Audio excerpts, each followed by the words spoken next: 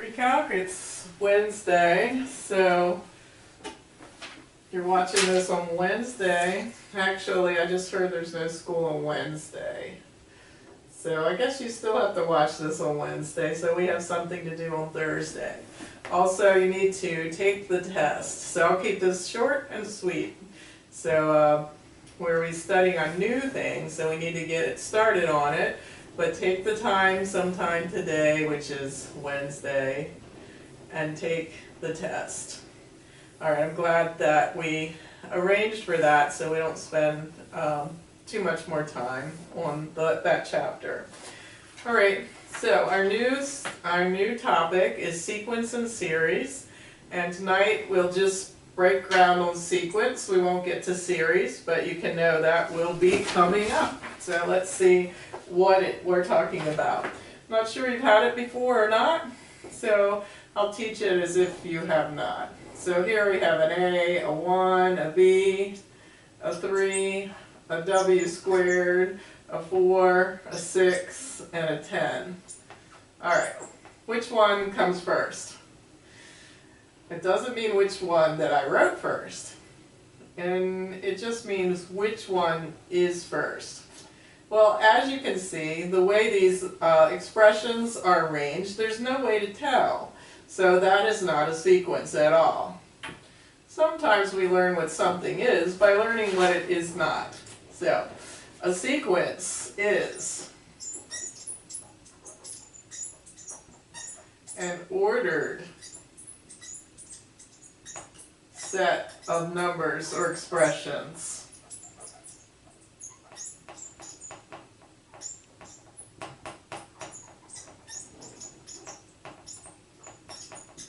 Alright, so we have to know the order. So if I had written it like this, W squared, 3, 2, B, 4, A, 1, 6, and 10, then you would know which one came first. And this is what we're going to be looking at when we look at a sequence. It's going to be expressions and numbers in a given order.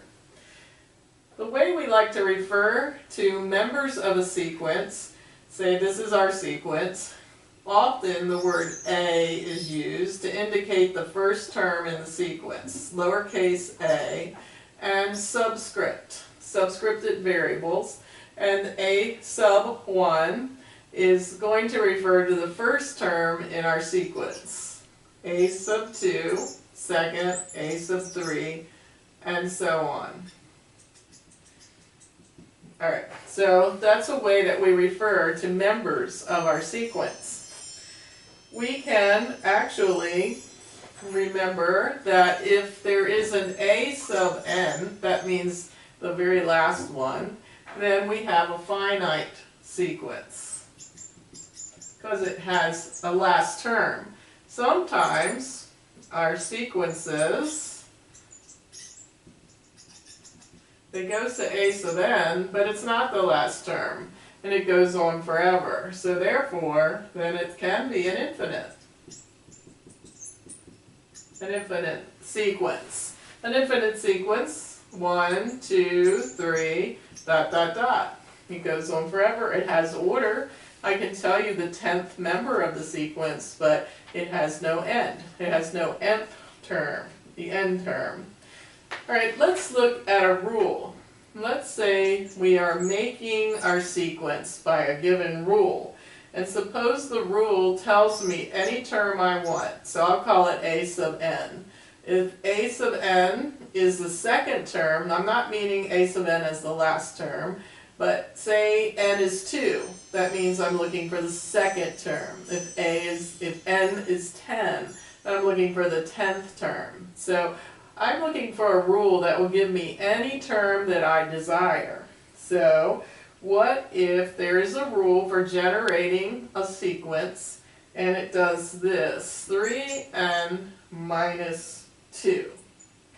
Well, it turns out when we're talking about sequence, we're very comfortable with saying there's a first term, a second term, a third term, and so on. So we associate 1 with the first term, 2 with the second term, and 3 with the third term. So this is telling us something similar. It is saying, I can get you the first term, a sub 1, by putting a 1 in everywhere there is an n. So the first term will be a sub 1, or 3 times 1 minus 2, which is 1. So what did I do to get the first term? I put a 1 in right there. So so a sub 1, well, I'll write that. A sub 1 equals 1. Alright, what does a sub 2 equal? Using this as the rule or the generator of the sequence. So when I put in a 2, a sub 2, or the second term, is 3 times 2 minus 2. What's that? 6 minus 2? Alright, and so on. If I want the third term, 3 times 3 is 9, minus 2 is 4. I'm sorry, it's 7. 9 minus 2. So we've got 1, 4, 7. The next term will be 10, 13, etc. And I could go out as many terms as I want. Could I find the 100th term without finding terms 1 through 99?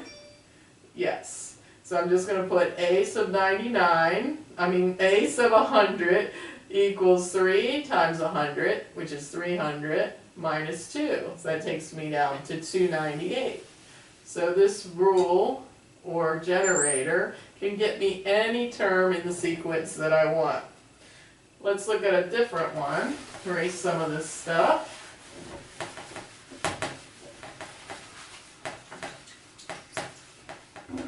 Let's say that I'm generating a sequence with this expression. This is pretty common. Alright, so you are going to really laugh when you see this sequence. So notice I have the variable up in the exponents. So we're used to that, but we can leave them up there. That's fine and dandy. So say I want a sub 1, the first term. Remember, I put a 1 where n is, so I get 3 plus negative 1 raised to the 1. So that's 3 plus negative 1, or 2. And a sub 2, then I put a 2 here. And I have a 3 plus negative 1 raised to the 2, and that is a positive 1, so I get a 3 plus 1 is 4. A sub 3 takes the 3 plus a negative 1, because when you raise negative 1 to an odd number like 3, it becomes a negative, and that is 3 plus a negative 1. And then the fourth one, this is an even number. This raised to an even number is 1. 3 plus 1 is 4. So I'm generating 2, 4, 2, 4, 2, 4. Alright. Don't laugh too hard. Alright.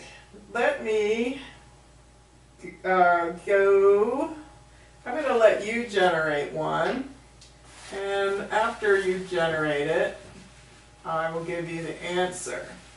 Alright, the generator for this one is a sub n equals negative 1 to the n.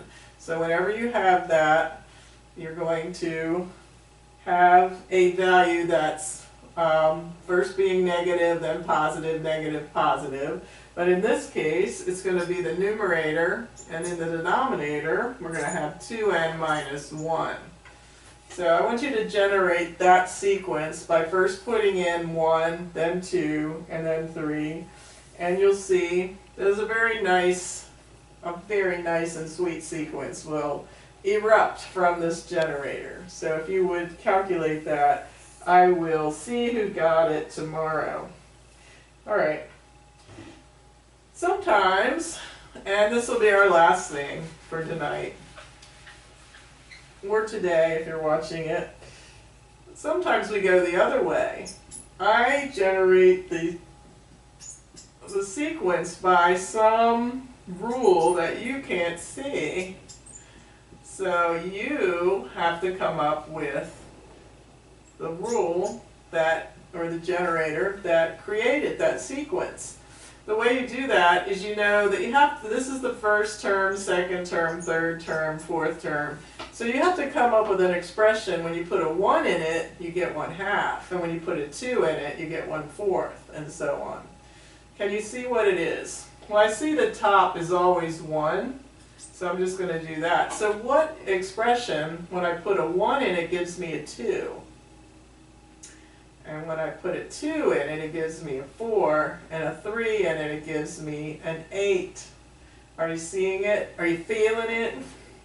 Well, I'll give you this one. It's 2 raised to the n. Now you'll say, how did you get that? Well, I just recognized 2, 4, 8, and 16 were different degrees, or I get different exponents to 2. Because 2 to the 1, 2 to the 2, 2 to the 3, 2 to the 4. It just hit me. So what you can do is just try and do trial and error. Maybe you're going to put it 2 times n. Maybe you tried that and you can see that that worked for the first 2, but it didn't work for the third. So you can just try different expressions, trial and error, until you find that the more you do, the better you'll get at those. So some of them look easy. 1/2. We used this one the other day in calculus, right in the middle of a problem that came up. I'm sorry.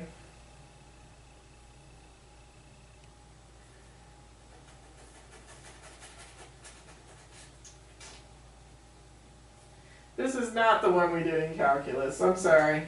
1 over 1/2, 1/4, 1/8, 1/16. That's the one we just did. Sometimes it looks like it's going to go in this pattern, and then it goes in a different pattern. 1/15, 1/26. Like, how did you generate that? Well, again, you're going to put in 1 into some expression and get 1/2 and 1/4 and 1/8. But when you put a 4 in, it gives you 1/15, and 5 in, it gives you 1/26.